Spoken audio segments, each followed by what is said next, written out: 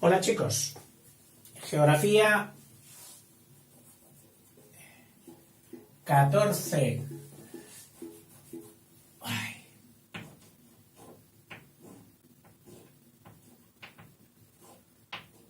Ya. Bueno, provincia de Zamora. Si ves, la he aligerado un poquito de todo lo que había puesto ya, que no significa que estuviera mal, pero estaba más descolocado, ¿eh? Y ahora pretendo hacerlo un poco mejor. Conserva aquí, de lo anterior, el paso desde Sanabria, que está toda la comarca, a Portugal, que es el puerto de Padornelo, y he colocado aquí solamente Benavente. Todo lo demás lo iremos colocando ahora. He cambiado también, y esto sí sustancialmente, la colocación de los embalses, porque los había colocado un poquito, a mí me sonaban juntos y no estaban tan juntos. Porque claro, el Rico Bayo, que si ya lo tienes, es en el Esla, pero antes de confluir en el Duero. Mientras que el de Almendra o Villarino está en la frontera de Zamora con Salamanca, en el último tramo del río Tormes, que es el que pasa por Salamanca capital, y en ese último tramo hacen el embalse de Almendra. Y luego ya, bajada la presa, o saltada la presa, una de las más espectaculares de España, en el mismo río Duero, en este tramo larguísimo donde hace de frontera natural entre España y Portugal, porque tiene a veces hasta hundimientos en sus laderas de hasta 300 metros. Una soberbia frontera natural. Por ahí era poco probable cualquier invasión. Y entonces ahí está ya el de Ávila, que es de pertenencia o de propiedad compartida España-Portugal, igual que la producción que tiene. Bien, dicho esto, vamos a empezar con mis apuntes, porque si no, no se acabaría y además todavía sería más desordenado de lo que normalmente soy. Dice, es una provincia que tiene 10.000 kilómetros cuadrados comparado con los 15.000 de su vecina del norte, León. Tiene muchísimo menos habitantes, León tenía casi el 500.000 o más del 500.000, cosa que Zamora, una de las que ha sufrido mayor despoblación, como casi toda la meseta, pues tiene solamente 175.000. Es decir, vale, están todas las poblaciones agrupadas en 248 municipios administrativos, mientras que sus entidades de población, que ya te hemos diferenciado en otros vídeos qué significa esto, entidades de población llegan al 500.000, a unas 520, comparado con las 1.200 entidades de población que tenía León. Bueno, pero no vamos a dejar solamente una comparación a la baja de León y adjudicárselo a Zamora. Vamos a ver desde otro punto de vista. Las comarcas, es decir, las superficies grandes que podemos distinguir en Zamora, están muy determinadas por esta comarca, que es todavía participa de las estribaciones del macizo galaico portugués o Montes de León, que tiene que romperse o hay que pasarlo por el puerto de Padornelo. Venida desde Puebla de Sanabria, pueblo precioso, no muy habitante, unos 1.000 y pico habitantes, nada más, porque las poblaciones de Zamora tienen muy baja, es muy baja, solamente la capital Zamora, que voy a ubicarla bien, está en el centro del tramo del Duero, que ya es ondulado como corresponde al curso bajo ya, por así decirlo, de el Duero, pero que en realidad lo que hace es abrirse paso entre una altiplanicie y asocavado, como hace el Tajo, que precisamente por eso lleva su nombre de Tajo, que pega. Pues este también ha socavado un Tajo profundo, que van a ser los arribes, cuando el Duero llega arriba a Portugal. Bueno, arriba a esta zona que hace de frontera entre España y Portugal. Te estaba diciendo que salvo la misma capital, Benavente, y Toro, que está en la entradita del Duero en la provincia, estos tienen más de 5.000 habitantes. Benavente, bastante más grande, unos 18.000, y Toro, con su gran colegiata y sus buenos vinos, unos 8.000 habitantes. Todos los demás de 5.000 para abajo, y son muchísimos los que están rondando los 100 habitantes o menos. Así que hemos dicho, como comarcas, esta zona rodeada de montañas, que es la Sanabria, con su famoso lago del que luego hablaremos, la Sanabria. Aquí, Benavente y sus valles, que se suele decir Benavente y valles. Pero la más famosa, sin duda, que a veces, cuando hemos de resumir mucho, te lo digo para los estudiantes, con que digas la del Pan, comarca del Pan, que llega desde aquí hasta la misma Zamora, y la del vino, que viene por aquí, que en realidad luego tiene otras especificaciones, porque claro, dejar de meter Toro en la del vino cuando es una de las principales productoras de vino suena un poco paradójico. Y es que a esta, te diré que la suelen calificar como la Foz. Foz significa hoz.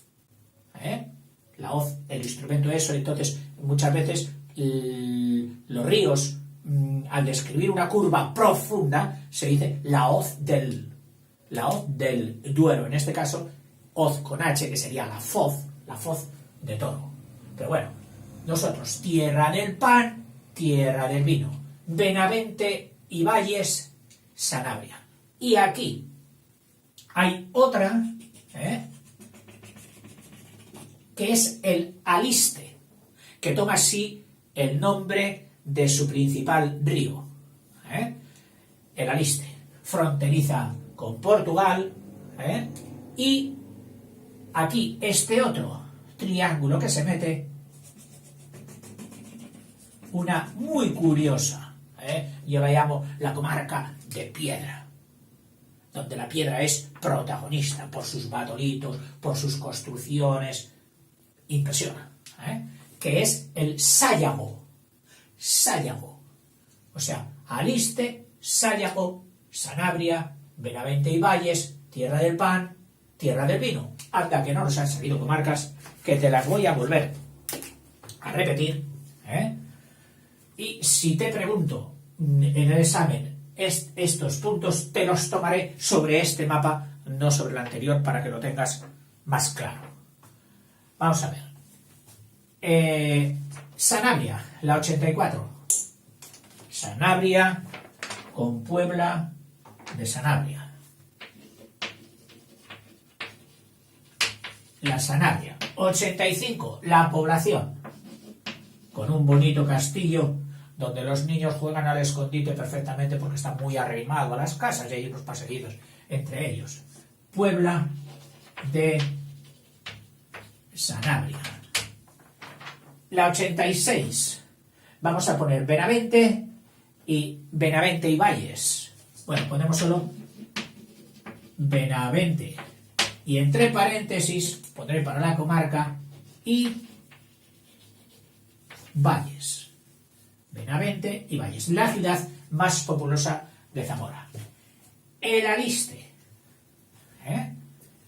el Aliste, del que veremos cosas bonitas. Tierra del Pan, Tierra del Pan y Tierra del Vino, Tierra del Vino y el Sayago. Sayago, zamorano. Bueno, vamos a ir avanzando.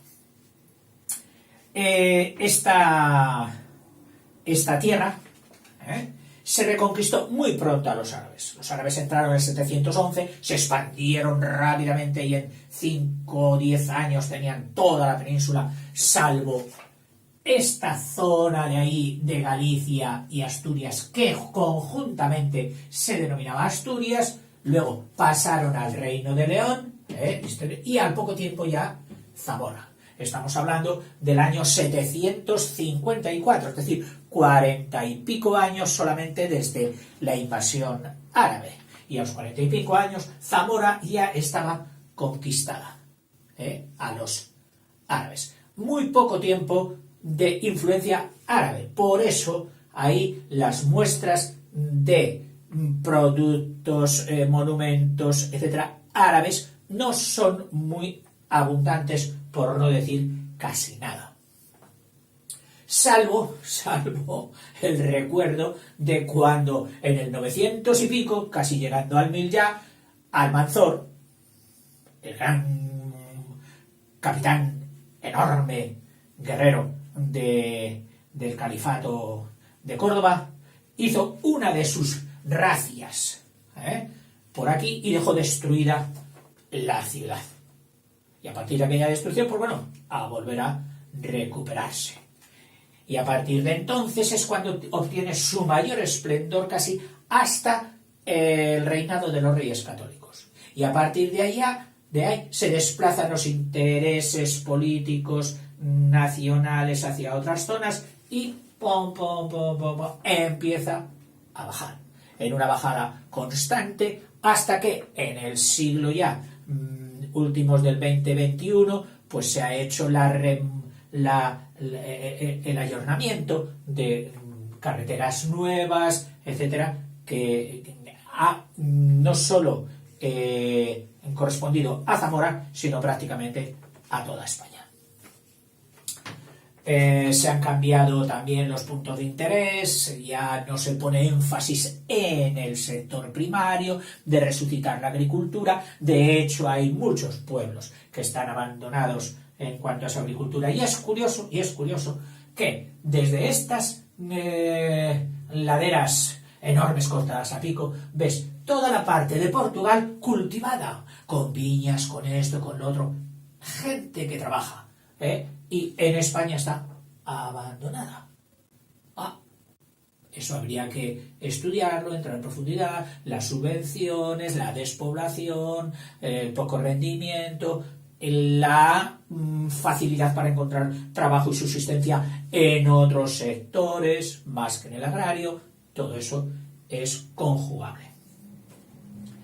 Ya hemos dicho que Alfonso I de Asturias fue el que la fundó, por así decirlo, el que la refundó, porque esta tiene, por supuesto, historia de prerromana, desde los baceos y aquellas culturas anteriores, incluso muy ligadas a Viriato, aquel lusitano, porque esto era la zona romana que luego fue llamada toda Lusitania, incluida muy buena parte de España y Portugal, el Viriato lusitano, aquel pastor estratega, que decía a sus paisanos: mirad, venid aquí, os voy a decir cómo se combate al Imperio Romano. Dijo a unos: traed ese caballo. Cogió a los soldados más fuertes de su ejército. y una vez atado el caballo le dijo: ¡hala, coged de la cola y arrancársela! No pudieron. No pudieron. No creo que recibieran alguna cosa, pero a lo mejor sí, pero no pudieron. Y entonces él, a continuación, dan: quitaros de ahí.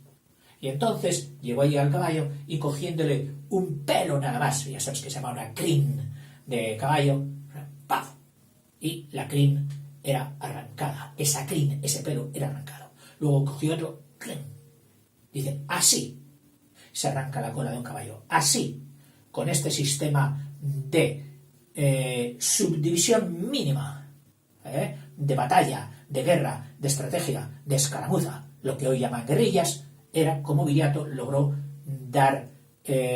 obtener numerosas victorias. Cuenta la leyenda y también la heráldica que hasta 8 sobre pretores, cónsules y todo esto. De forma que hoy la bandera, la seña bermeja que llaman, porque es toda roja, de Zamora, son 8 bandas horizontales, una debajo de otras, que representarían las 8 batallas que Viriato consiguió a los romanos, y todas empalmadas por una franja verde en la izquierda. Esa es la seña, que en otras partes de España puede ser señera, porque es lo mismo la seña como las señas de identidad. Es lo que se muestra, lo que se ve, cómo representar algo por la seña, por la bandera. En fin, por cierto, que la heráldica también del escudo, luego ya no de la bandera, del escudo, es muy integradora porque ha cogido muchísimos detalles, muchísimos sujetos en su escudo, representantes de los principales pueblos de la provincia que todavía no hemos visto, y si vamos a este paso no vamos a ver. En fin, los ríos más importantes ya sabes que son el Duero, el Esla, el Órbigo, que pasa por Benavente, y luego estarían el Aliste, pero que no te lo pongo en la lista, valga el juego de palabras, que sería el que recorre la comarca del Aliste y que viene a desembocar al Esla mismo. Luego está el río de la Sanabria, que es el Tera, un río que fue embalsado en cabecera, y este río era el que naturalmente pasaba y sigue pasando por la famosa laguna de Sanabria, que es de origen volcánico, que es lago, no digamos laguna, que lo rebajamos un poco, lago de Sanabria, que es el más grande, cientos de hectáreas tiene, de toda la geografía española, de origen volcánico, por lo tanto tiene unas laderas montañosas y una profundidad considerable. No te cuento mis aventuritas cuando quise, y la atravesé de hecho, pero sin saber lo que hacía, porque me engañó la proximidad de la ladera contraria. Hay que tener cuidado cuando una gran extensión de agua da a un confín en montaña. Es muy peligroso. Te confunde, crees que está cerquita y luego tenía 3 kilómetros y pico. En fin, cosas de joven, imprudencias. También podemos calificar de nada, porque aquí es solo un poquito lo que el Tormes hace de frontera, pero bueno, en la provincia cuando te meten todos los ríos, pues te meten también el Tormes, porque hace de frontera, y aquí en la frontera de ambas pues es tan zamorano como salmantino. Pero del río Tera que te estaba contando, y habían hecho una presa en cabecera.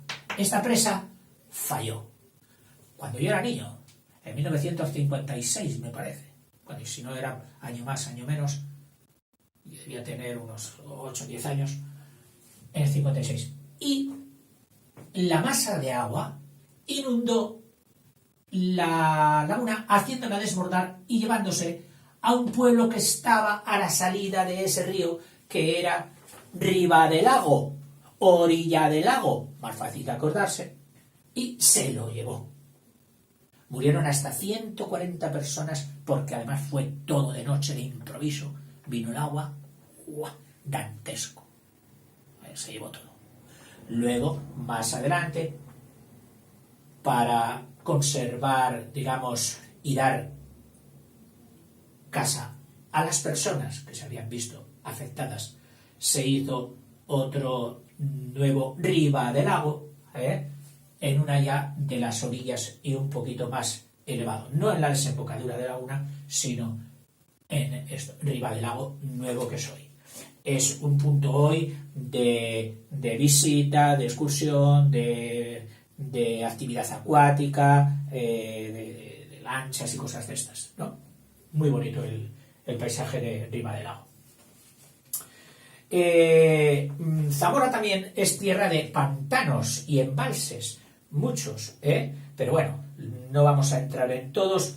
Los más importantes ya los tienes aquí, que serían el de Ricobayo en el Esla, el de Almendra, el de Aldea Ávila ya no podemos contar con él porque estaría entre Salamanca y esto. Hay otros, hay otros. Hasta 17 embalses. De forma que Zamora, es curioso que una vez que la visitas te da la sensación de una tierra con bastante agua, con muchos embalses. Se han aprovechado mucho la producción eléctrica. Incluso, muy importante, los saltos del Fermoselle, que están aquí, en la mismísima, a continuación de la de Almendra, aquí, Fermoselle. Es un pueblo muy bonito, muy pintoresco, famoso, tengo entendido, por las antiguas ventas de sedas, perdón, de puntillas, que salían de allí y los vendedores ambulantes las vendían por toda España. Las puntillas de Fermoselle. Lo vamos a colocar aquí, Fermoselle. 90, 91. Pueblo de presas y fronterizo.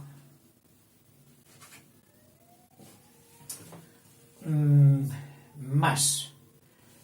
También, además de estos pantanos que dan todo un aspecto espectacular a toda la provincia, están unas famosas lagunas de Villafáfila. Villafáfila, no te voy a incrementar más. O sea, el lago de Sanabria y las lagunas de Villafáfila, que son 3 o 4 lagunas bastante grandes, pero sobre todo de una importancia impresionante ornitológica, porque sirve de paso y de parada de muchas aves migratorias. Y también porque allí está el principal enclave de una especie fabulosa de las aves. Te estoy hablando quizás del ave voladora de tierra, o sea, tierra y voladora más grande, de mayor peso, que es la abutarda. Abutarda. Que podrás mirar su foto en el Google, que tiene como características un gran dimorfismo sexual, es decir, que es muy distinto el macho de la hembra. El macho tiene hasta un 30% más de largo, y te estoy hablando de 1,5 metros de envergadura. Me parece que la envergadura en las aves se mide de ala a ala, 1,5 metros. Su peso en los machos, que son los más grandes, casi a veces el doble que las hembras, y con una apariencia totalmente diferente. La abutarda macho puede llegar desde los 13 a los 20 kilos. Luego hay otra raza de abutardas más pequeñita, que es el sisón. Bueno, pues tanto unas como otras tienen su reserva, podríamos decir sagrada, de la abutarda. un ave realmente majestuosa.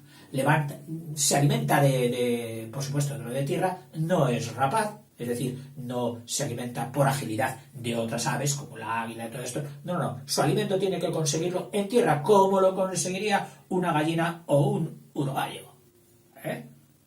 Y valiéndose de sus fuertes patas, supongo para, ¿cómo se dice?, escarbar y comerse pues otro tipo de animalitos que puedan llegarle a su alcance.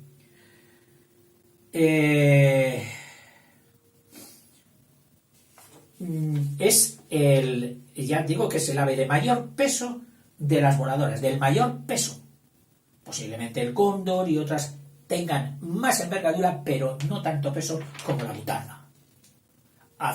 Yo no la he oído, pero me han dicho que hace un ruido muy escandaloso al volar, porque claro, esa masa para desplazarla, con un vuelo semipesado, comparado con los aviones sería como un carguero de esos gigantes. No me sale ahora el nombre del famoso carguero, de un jumbo. ¿Qué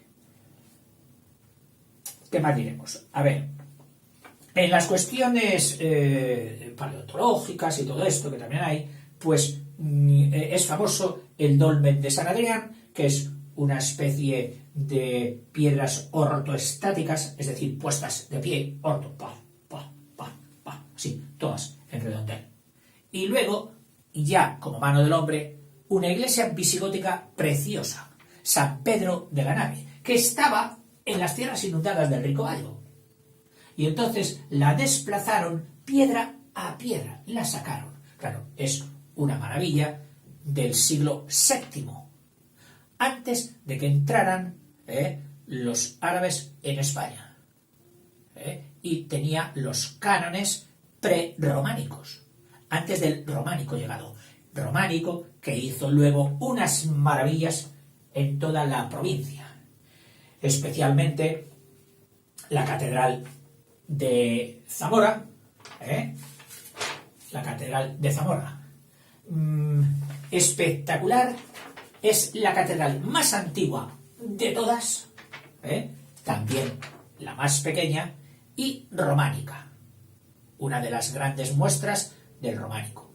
Pero su principal característica, que siempre se estudia en todos los libros, es que en el crucero, que es una cruz, tiene planta de cruz latina, con 3 naves, etcétera, etcétera, en el centro de la nave central y del transepto, que así se llama el tránsito o crucez, el palo cruzado de una cruz, se llama arquitectónicamente el transepto. Bueno, pues en el centro hay un cimborrio, un cimborrio que no es como el resto de las catedrales. Este cimborrio tiene unas reminiscencias de Bizancio. Dicen algunos que se debe a la influencia de que entre los maestros, que entonces se llamaban así a los arquitectos, entre los maestros que lo hicieron, había uno que contrató a normandos sicilianos, que estaban muy en contacto con el imperio oriental, romano, con el imperio oriental, con el imperio de Oriente, de Bizancio, donde verás que en obras famosas como es la Santa Sofía tienen estas mismas circunstancias, de que el cimborrio, que por debajo es una cúpula totalmente semiesférica, y sin embargo por el exterior es algo ya más apuntada, y por fuera tiene la característica de que tiene las piedras puestas, no tiene tejas, tiene piedras puestas, imitación de escamas.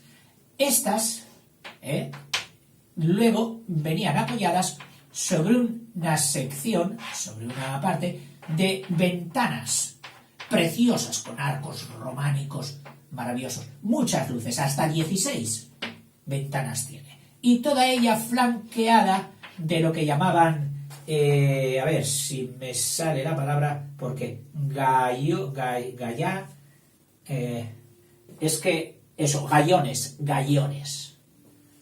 Los gallones son torretas, bueno, no, perdón, los gallones son la división como en gajos, lo mismo que se divide, tú coges una mandarina, una naranja, la pelas, la miras de la mitad para arriba y ves los gajos que van bajando así, eso serían gajos o gallones. Fíjate que la E y la J son hermanas evolutivas, y ahí vienen los gallones, y está flanqueada toda ella de torretas, que le dan una airosidad y espectacularidad preciosa, muy bonita. El cimborrio del León, de Zamora, para mí es de lo más bonito de cimborrios que hay en España. Incluso luego tuvo trascendencia en otras ciudades que lo fueron imitando.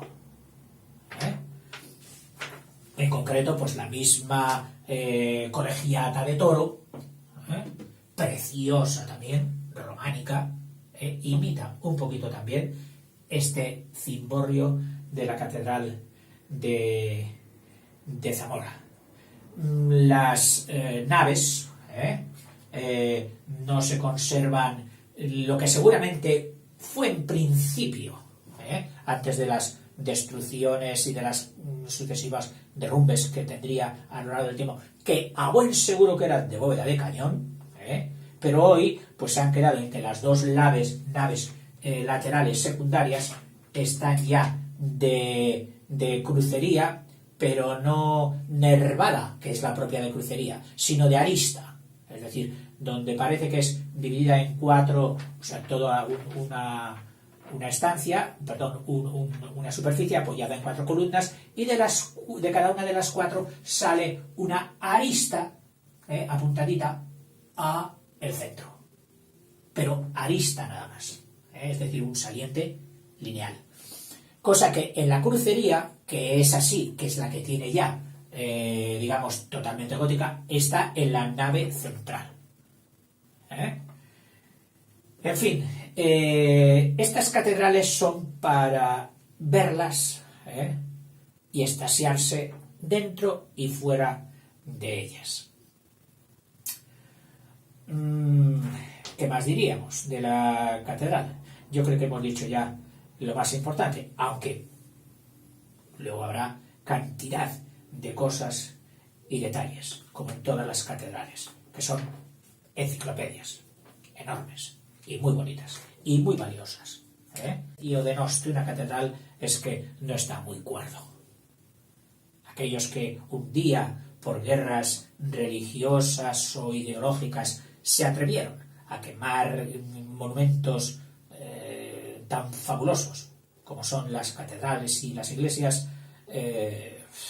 y sin embargo hoy, aunque lejos de España, se han hecho cosas parecidas, creo recordar en Petra. En fin, seguimos con Zamora, provincia, el nombre es San Pedro de la Nave, que ya he dicho, trasladada del Ricobayo, y en lo que es una cordillera pequeña que hay aquí, que es la Sierra de la Culebra, que como está en terreno muy alto, sobresale muy poco, pero tiene una altura de 1000 y pico metros. Pues hay ahí un pueblecito que no te lo voy a poner ahí, muy pequeñito, pero que es emblemático de la arquitectura y formas de vida antiguas de Zamora. Estoy hablando de Santa Cruz de Cuérragos. Me encanta ese pueblo, lo he visitado creo que 3 veces ya, pero la primera fue la que más me gustó porque llegué andando. Era cuando yo hacía recorridos de pueblos andando y habiendo dejado el coche pues en un pueblo circundante, me subí a la Sierra de la Culebra, que ya digo que es muy bonita y no muy abrupta, y aprovechando un cortafuegos que me quitaba de la maleza famosa, pues llegué hasta el mismo pueblo y entré en el pueblo por donde no entra nadie, por donde entraban los caminos antiguos.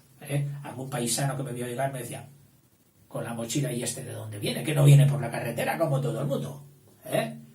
en aquel tiempo ya estaban un poquito en contra de la invasión que ya se les venía encima. Ese pueblo, como otros muchos, elegidos por las autoridades de conservación de monumentos, lo que llamamos aquí patronatos, no les gusta porque, claro, ingieren. Les prohíben modernizar de una forma como hemos modernizado todo el resto.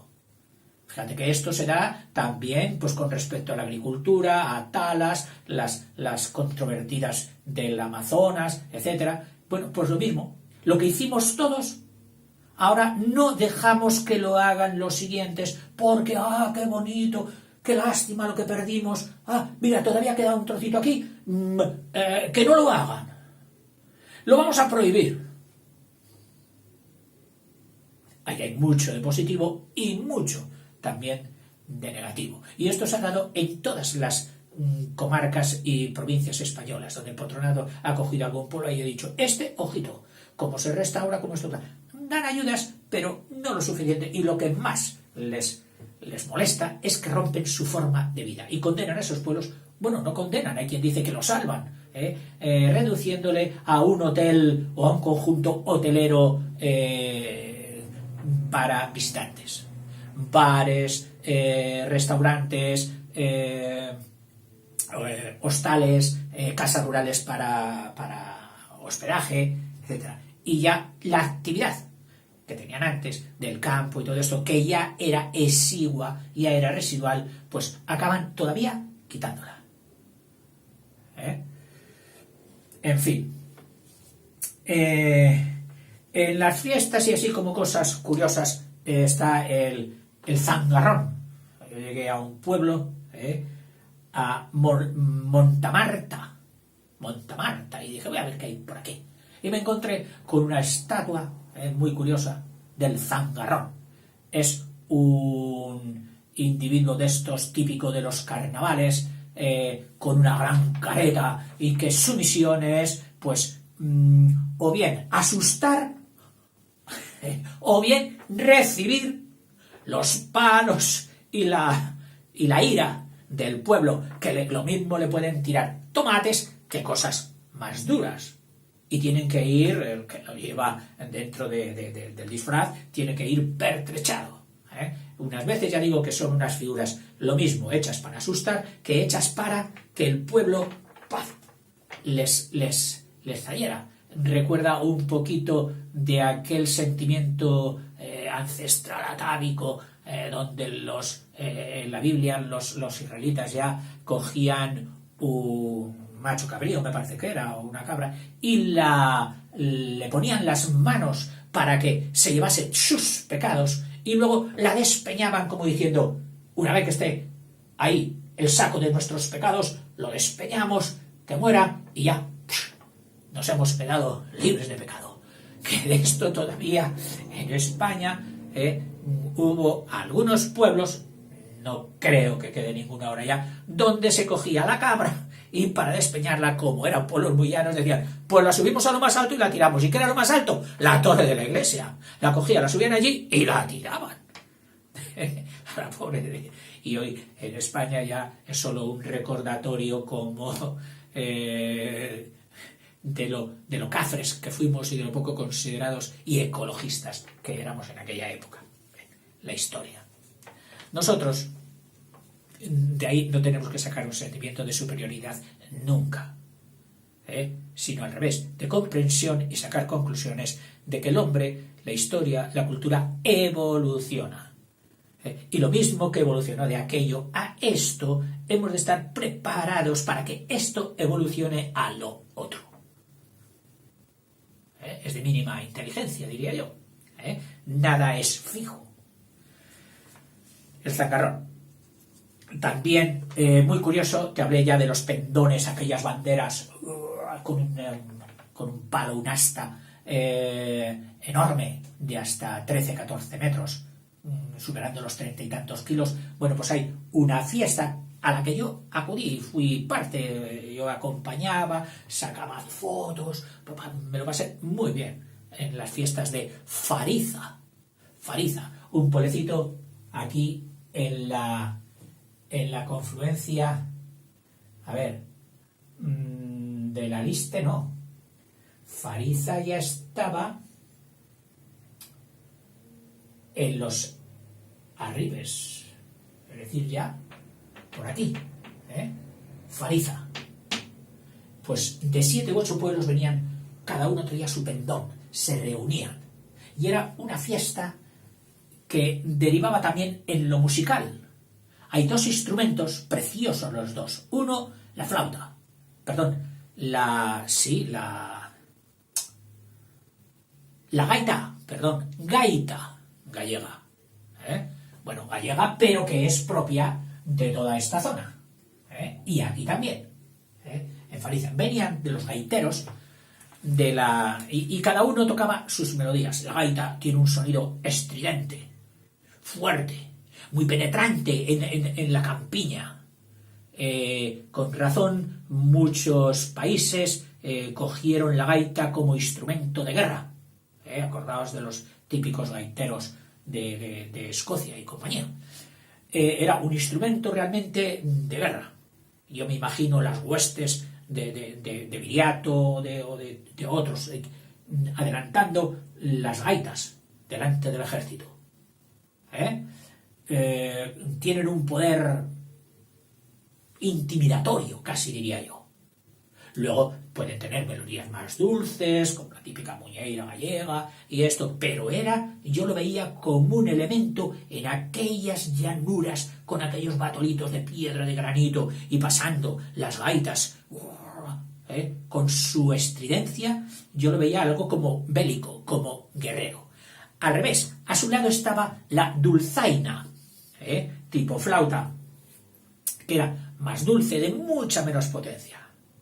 No se podían enfrentar a las gaitas. Y digo enfrentar porque realmente su estrategia era la de enfrentarse. O sea, cada gaitero se enfrentaba al resto y era una manera como en la atracción sexual de las especies, en que el macho atrae a las hembras, por su gallardía, sus formas brillantes, por lo mismo.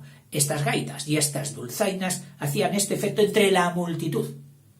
A ver quién era el gaitero que lograba que gente se pusiera a bailar su melodía. Una especie de jota bailando su melodía. Y los dulzaineros igual. Los dulzaineros igual. Recuerdo que también otra de las costumbres de aquellas fiestas, de los pendones, que luego iban a una ermita que estaba en el mismo borde del río. Muy bonita. De todo esto tengo fotos en el Facebook, en esos álbumes que os he dicho. Otra cosa típica era que ese día se hacía una especie de plato de chicharro a la brasa. Chicharro, que es un pez parecido al verdel, que no sé cómo, son nombres localistas que en cada parte de España ya se llama de una manera, y supongo que fuera de España se llamarán de otras muchas maneras. Bueno, y toda la gente tenía derecho a un trocito de chicharro, gracias a las personas delicadas que me guardaron un poquito y pude probarlo. En fin, es bonito integrarse en la gente de pueblo, no solo en sus tareas ordinarias, sino también en sus fiestas. Es muy bonito, se aprende mucho, mucho. Vives otro mundo y enriqueces el tuyo. Por supuesto, en Benavente hay otra costumbre, que es el toro enmaromado. Un toro cogido con una larga cuerda, que por el extremo la manejan unos mozos fuertes, que son capaces de controlar los movimientos inesperados y peligrosos de ese toro que se ha soltado por la ciudad. Normalmente lo mismo que hacían en Grazalema, el pueblo ese de Huelva. No, de Cádiz, que es el pueblo, la Sierra de Grazalema, el pueblo de Grazalema.